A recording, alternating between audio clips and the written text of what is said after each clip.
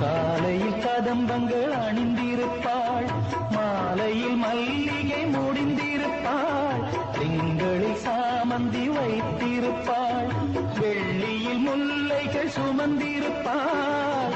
கட்டித்தங்கமினி மேலங்கே என்ன பூவை அணிவாளோ, கட்டிக்கொண்ட கணவன் வந்து சொன்ன பூவை அணிவாளோ. தினம்